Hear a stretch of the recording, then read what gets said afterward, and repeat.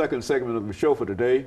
We're talking to Miss Janice Davis, who is the CEO, president, and the founder of Entrepreneurial Research and Development Systems, Inc.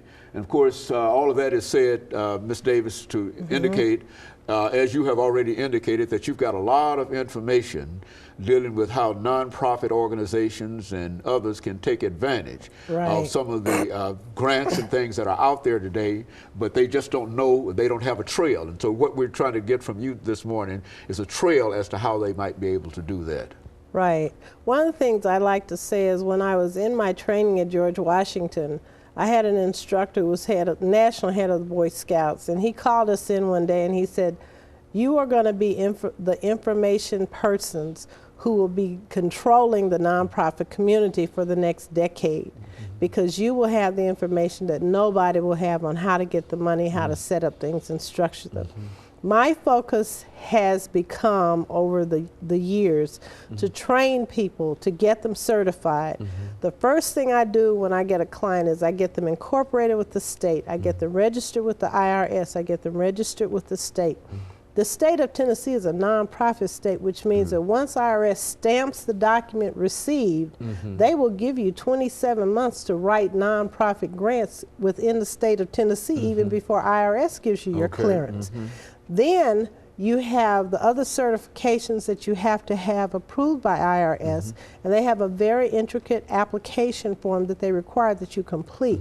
I have developed a system that works, and I have clients who can verify that. You go through that system, but once you show them that document, they don't doubt that you will be a credible nonprofit that will be worthy of the government funds you'll be pursuing. With most government organizations, you have to have these kind of certifications to even apply. When they have the congressional budget that is allocated on the 1st of October, that's when the money goes out. But the new grants are brought in, and the requests for proposals are sent out from October until about January or February. It takes 8 weeks for them to let you prepare them.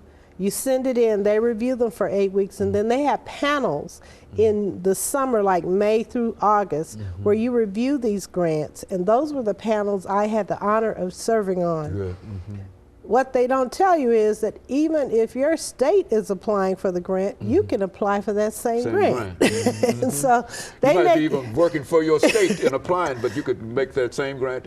Yeah, and that's a good thing to know, because your twist toward delivering those services might be a little different. There was a grant for downsizing, $249 or $59 billion. But when I called, they sent me to somebody in the state of Tennessee who sent me to a marketing firm who said I had to pay for a copy of a federal document, which caused trauma for me, but I got over it.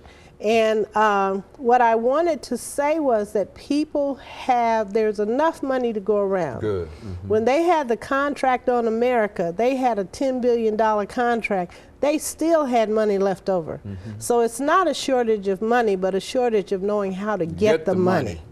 And the other thing is, when you're working with an expert, listen, follow instructions. One letter could kill the whole thing. And I emphasize that because I know what they look for, what they listen for. You have to listen and follow instructions. The thing that they don't know is what instruments are out there.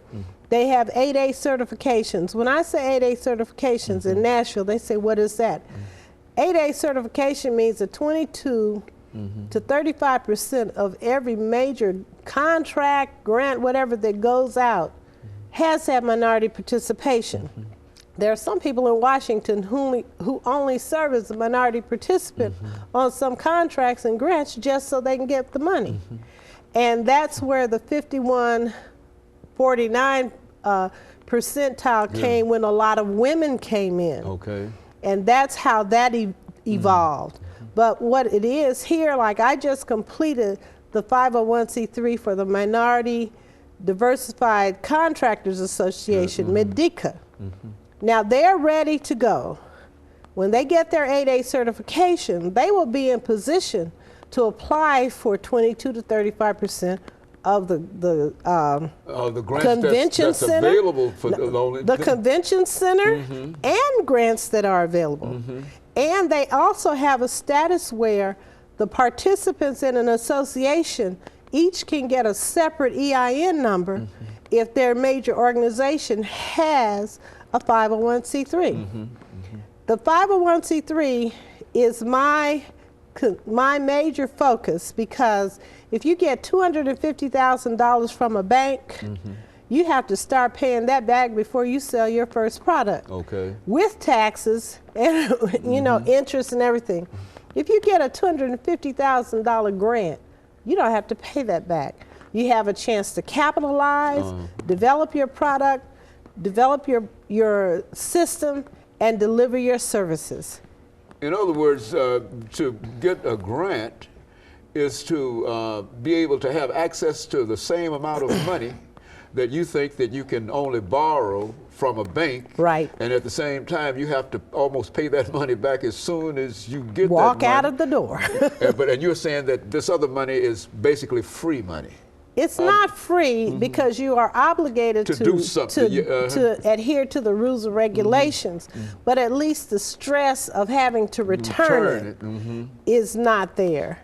And that's what you want to do. The thing is that, and I also teach people skills. There are people who don't know how to write business plans. There are people who don't know how to keep books. I make sure that those are incorporated into the systems I give you, so that you're not irresponsible and just go and spend it and everything. You know, when I first started as a minority business development student at TSU, we had at 40th and Clifton Road, it was a store. That was my first project. I wrote the plan, got it together, got them set up. First thing they did was they bought a Cadillac. And they had 2 cans of corn on the shelf and a loaf of bread. Yeah, a Cadillac in the garage. No, a Cadillac at the front door. Very good. So we want to make sure that you're responsible. And I work with a lot of churches. If a church builds a family resource center with nonprofit funds under their nonprofit, they can lease that to the church for $1. If they try to build a church, they're going to have to sell dinners and call out everybody's grandmother's bequeathed money and everything else. And so as we in this second segment, we're simply saying that the money is available. There's a lot of money available, and people have to simply know millions of dollars. And of course, we'll be back with our audience following this very, very short commercial break.